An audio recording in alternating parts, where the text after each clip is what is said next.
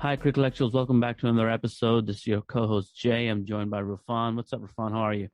Hey Jay, what's going on? Hi everyone. I'm good, man. Same old, nothing changed much since last week. Still dealing with the bipolar Texas weather and work and holidays are coming in. Yeah, it got So, super cold out here, man, in New York. It's just really cold right now. The scarves and hat weather is out. So we're freezing over ooh. here.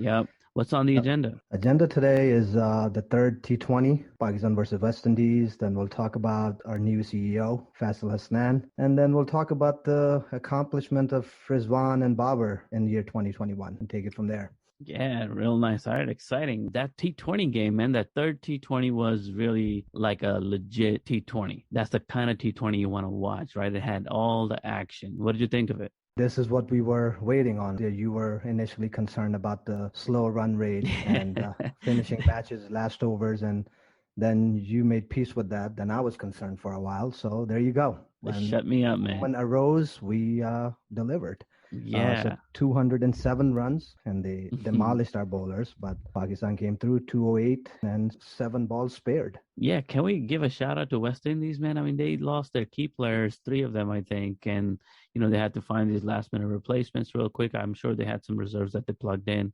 and they were able to still play the game. I know the talk in the camp was about leaving Pakistan amid all of these cases. They wanted to be home for the holidays. They don't want to get stuck quarantining anywhere here or in the West Indies and then miss the holiday. But they put their best positive foot forward and they gave us a really good game. And not only that, not only did they stay and play, they played a really powerful, strong, entertaining cricket game. And, I just loved the fact that they scored the way they did. They scored so much, top quality bowling. We still had really, good bowling, a good bowling outfit for them. It wasn't easy for them. It was a batting track, but they rocked it, man. So shout out to West Indies. And they also made sure they're there to replace the Gales and the Pollards. And they were played some worry-free cricket and ended the series on a high note. Congratulations to them. Great. Yeah, definitely. I agree. And what are some highlight moments for you from the game? Is there anything that stuck out to you? Babar and Rizwan, once again, 100-run partnership. Babar scored 79, Rizwan 87. And then the all-around batting order, we did well. Bowling, I don't know. I know Dhani had a good economy rate, and it's not their fault. I mean, again, it was the last T20. West Indies wanted to end the series on a high note, so we won't blame them. Batting, definitely, again, Babar and Rizwan, and finally we have a good opening partnership and partners. Last we had the likes of Babar and Rizwan, what was 20 plus years ago? Amir Sohail and Saeed Anwar. I don't know if you can think of any other openers that we had were as explosive as Babar and Rizwan. And as consistent, definitely not. I feel the highlight was the batting partnership between Rizwan and Babar, and they've done it again. So kudos to them. And they also scored pretty quickly, which I really like too. And my concern had always been about their collective strike rate. I knew Rizwan always pulled his weight or turned his scoring rate around, but I just think again that new clinical tag that we are putting on Pakistan lately really fits here too. They're kind of playing the game that's needed to be played, and once again, they know how to win. They came in with a plan. They scored at a particular rate. They knew when to kick it up. They picked it up when needed.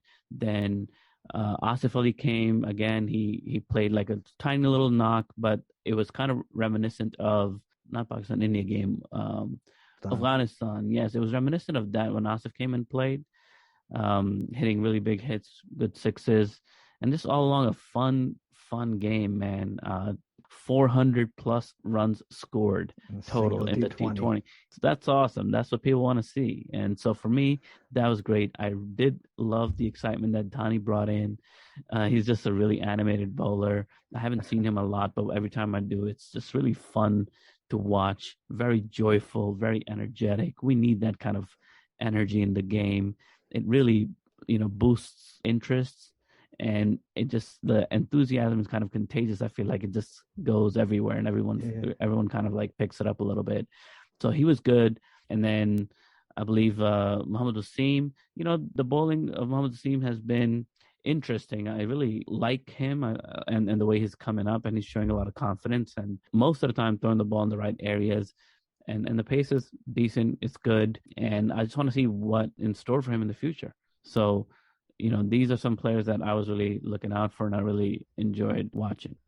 This is how we end the year on a high note. Yeah, Another series win. yeah. On a very high note, I would say, man, another whitewash at that, right? So clean sweeps through and through, back to back.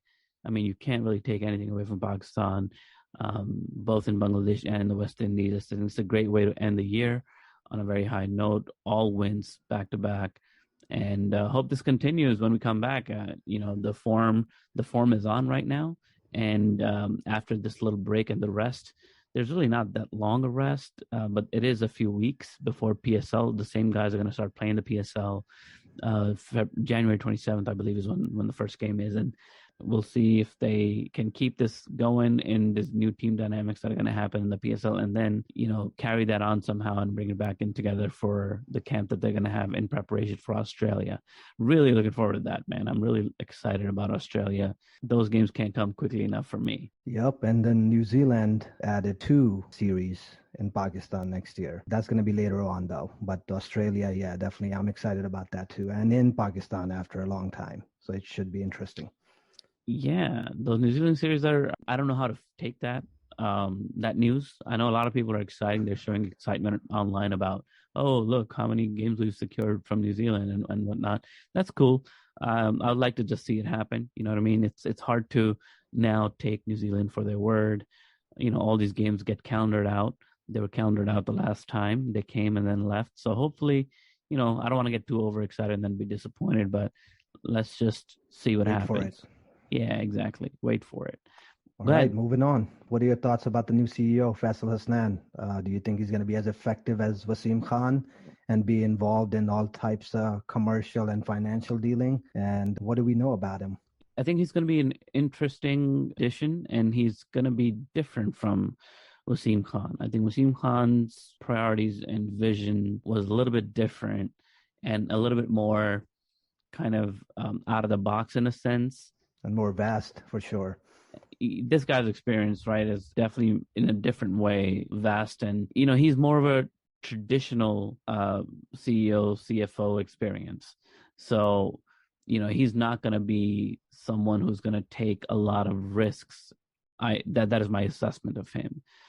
He's going to do things that are surefire, that are going to produce positive results and big results. I think that's the reason why they brought him in, is because of his finance experience. He's done a lot of work as a chief financial officer for the ICC twice. He secured a lot of deals and things for the ICC, and he's bringing all that in. He's also kind of helped Zimbabwe cricket survive for a full year when it was at its lowest. He resigned from that Zimbabwe role, but while he was there, he really tried to, bring the team up and really change a lot of things around for them, because financially they were struggling a lot, and he really made the difference there, saved that cricket board from destroying itself, secured a lot of funding from the ICC for Zimbabwe, etc. So he's got that, and I think that's the reason why he's brought in. He's brought in to sort out the money issues. We're taking losses after losses after losses, teams pulling out, stadiums not filling up. That's a whole nother topic for another episode as to why the stadiums are not filling up.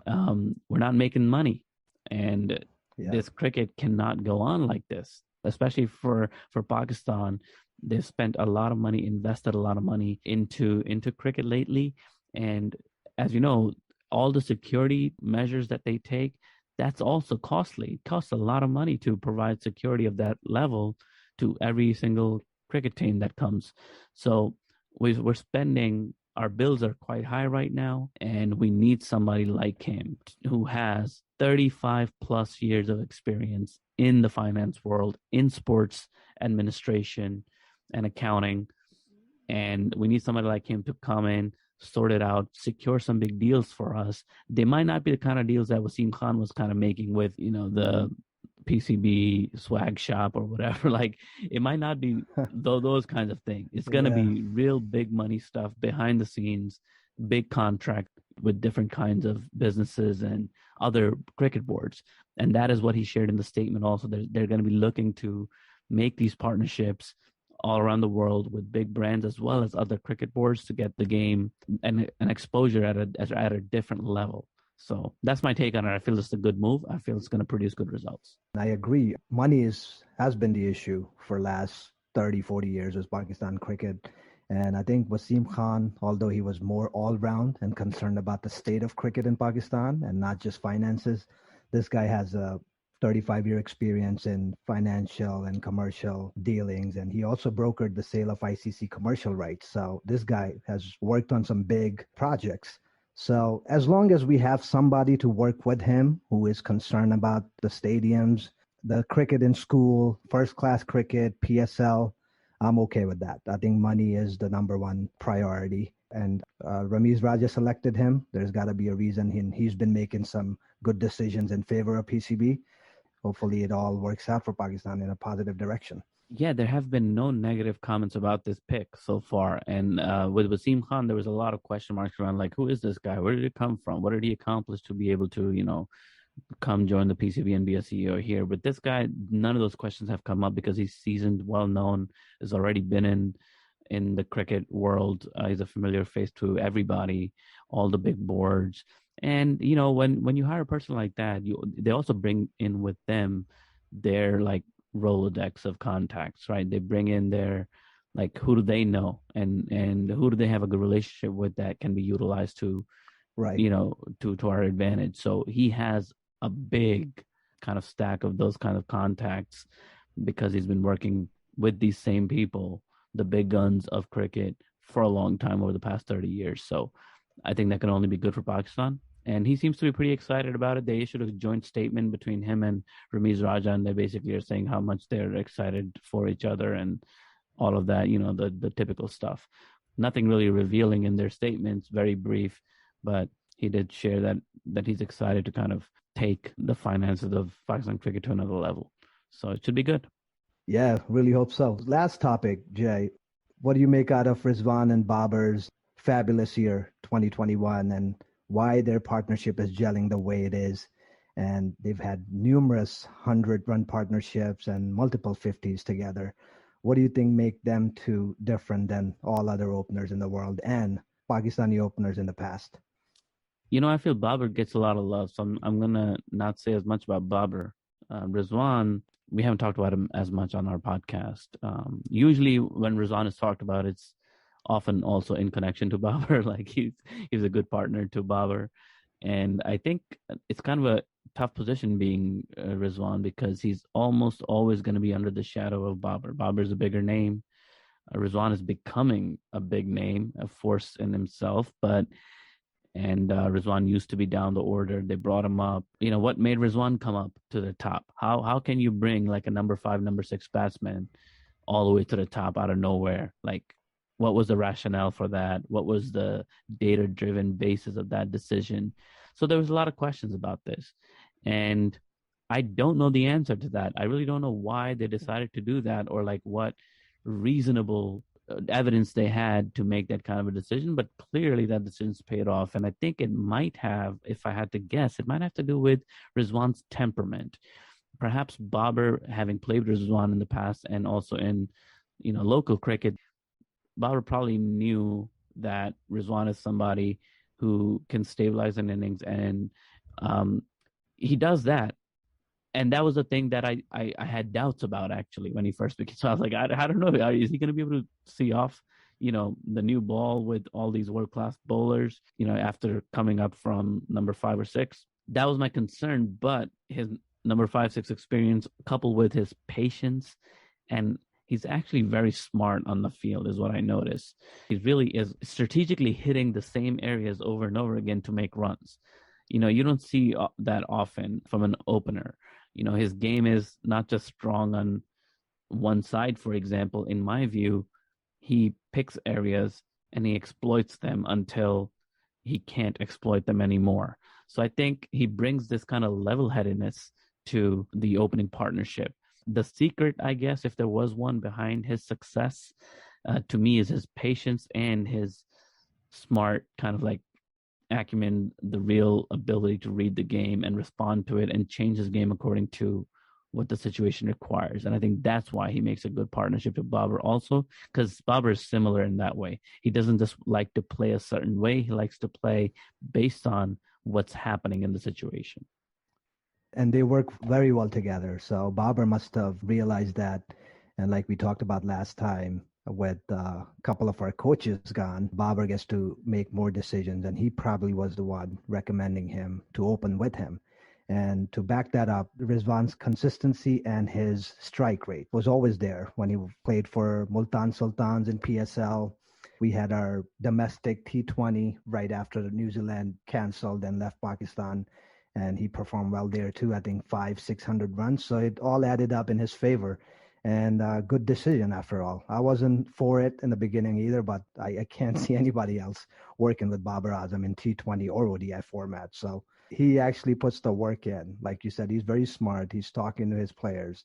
He pays attention to the game and each bowler. He's looking at their seam positions and everything and giving constant advice to his batting side and bowling side.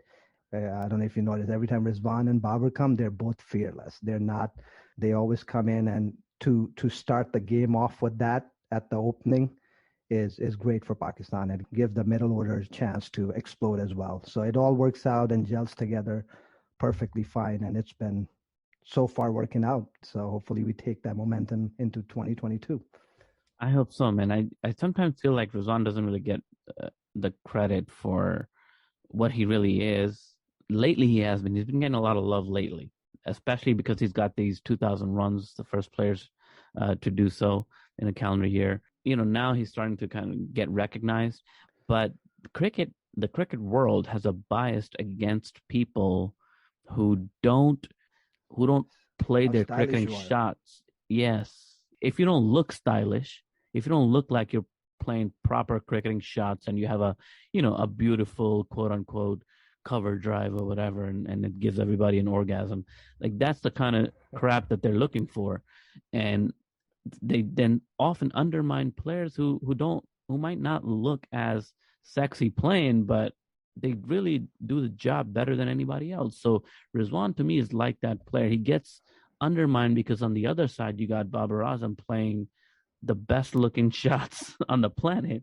Right. And then, Rizwan is just not getting the credit, even though he's scoring so much more and so much more fluently, because he doesn't look a certain way, and commentators don't know what to say about his weird pull, So that's kind of frustrating to me, because Fawad Alam also gets that kind of a treatment because he stands a certain way and blah blah blah. But so cricket has this bias, not cricket, but like the pundits in cricket, they have this bias against people who don't look like picture perfect batsmen or bowlers. Yeah, I think that's coming around though. He probably made his mark now with ending the T20 reign with 2,000 plus T20 runs, 1,300 something international runs, 13 or 15 50s. I mean, his record's not going to be broken anytime soon. So I think he's probably being recognized now, and next year people will be looking out for him. Pakistan was not on the international scene this year or last year before the World Cup. So no one knew who Rizwan was, and he definitely made his mark. And I don't think he had a great 2019 or 2020, but he came around very fast and added runs rapidly. Well, what's his T20 ranking, by the way? I think he's number 3, again, under the shadow of Babar Azam, or 4. He's in the top 5. So pundits must be checking that out. Yeah, definitely. And I don't know if you heard a kind of related thing in regards to captaincy. Somebody asked Shaheen Shah Afridi, who does he like as a captain? And Shaheen Shah Afridi says he really likes Babar and loves to play with him, but his favorite is Rizwan. Oh, wow. So he said that about him. I guess they've played in PSL together under his captaincy or something. And he made that statement, and a lot of people were like, Shaheen Shah Afridi, out of his innocence, talking about his international team captain and saying he's not as good as Rizwan. But yeah, I think most of the media took it as a joke and thought it was funny, because Shaheen Shah Afridi is just a cool, sweet guy, doesn't mean to offend anyone. And he's also an honest guy, so he just shared his preference. But Rizwan has that. Rizwan has the leadership quality, and the reason why I mentioned the story is because I don't see anyone else as a vice captain. So I think Rizwan really should be the vice captain. So we have to figure out like how that transition happens. But to me, clearly, Babar and Rizwan are the key players and the leaders of the team. What's up with the rankings, man? He scores the most runs in T20 and still not number one. How the hell does that happen? You were supposed to do an episode on the science of ranking. Well, I am the right guy. I'm kind of like, what's his name? John Nash, the beautiful mind guy Russell Crowe Yes, played. So the I'm, numbers, the yeah, numbers the guy. numbers. I'm way smarter than him. I call him stupid. I'm just kidding, man. I actually did look it up and I tried to do some research, and it's just complicated algorithms and calculation that either you have to be John Nash to understand, or you just implement them into a computer and let the robotics take care of it. So there's a lot of factors that go in. For example, Rizwan, you don't see number one in T20 because previous outings in previous years also have some weight on it. So they're taking a cycle of 4 year. I think it resets every May of a calendar year. So Babar has been consistent for a while, for the last 4 or 5 years. Rizwan just came into the scene. That's why you don't see him. But he did extraordinarily well to be at number 3 or 4. That means all the other players who've been consistent in 4 years, Rizwan did better. So there's a lot of factors that do go in. You get bonus points for a good strike rate, and Rizwan has had an awesome strike rate. It depends on who you score against and what ranking team are you playing against. Whether you win or lose the match also gives you more points. It gets crazier. So if you saw Babar Azam lose, his number one spot after not performing against Bangladesh, that's because Bangladesh is ranked much lower than Pakistan. So if Yeah, you don't perform against a low ranking team, you lose more rating points. yeah, that's what it looks like. Thank you for sharing that insight. Right now, the rankings are David Milan, number one from England, Aiden Markram, South Africa, is the second place, and Babar Azam is in third place, and Mohammad Rizwan is in fourth place. The only thing that doesn't go into consideration, and I think it should, is whether you're playing at home or away. Away matches should be weighted more than home matches, because every other factor they've taken care of. Otherwise, let's say Pakistan could just invite Kenya 5 times a year and make records against them. You can just top the ranking just by doing that. So, but Yeah. one thing does matter is if you're playing Australia at home and beating them, it's the same weight in ranking versus playing Australia in Australia, which should change, I think. Yeah, that makes perfect sense. And on that note, friends, we're going to go ahead and end our episode. And thank you for joining us. We have exciting news also. We have launched our new website, Crickellectuals.com. Big things happening here. So check us out at Crickellectuals.com. You can listen to our podcast there. You can engage with us there. You can send us a message there.